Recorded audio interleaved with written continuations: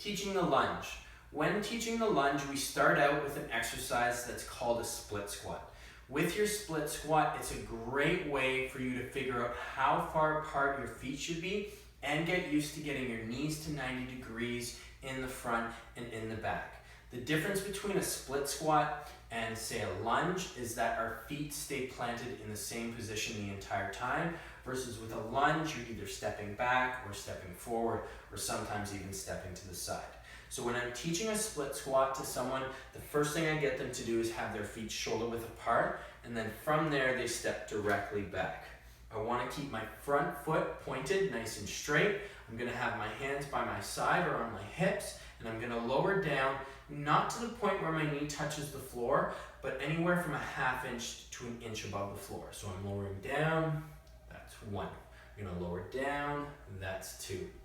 From a side angle view, again, the most important thing that you want to see in your split squat is that 90 at both knees. So as I step back, my foot is nice and straight, and I'm lowering down. I want to have a vertical shin angle, so notice how my shin is pointing straight into the ground. I'm not too far forward, and I'm not too far back. I'm nice and straight, and then same thing goes for my back leg. I'm trying to keep it as straight as possible. So I'll do a couple reps from here. 1, 2, and 1 more. 3. So now we're going to get Megan to test out her bodyweight split squat. So when you start, have your feet shoulder width apart, and then you're going to take a step back with whichever leg you choose. Very good. Now you want to keep your foot and your toe pointing directly straight. And the other thing that most people do wrong when they're doing lunges or split squats is they have their feet too close together, and then they come down into their split squat where their knee and their thigh drives in. Notice how when Megan does her split squat, that thigh is pointing perfectly straight, which makes sure that the force distribution around the knee is nice and even. So you can give me 3 reps. Great. 1, 2, and 1 more. 3. Perfect. Now we're going to show Megan's split squat from a side angle view. So feet shoulder width apart. She takes a step back. Awesome.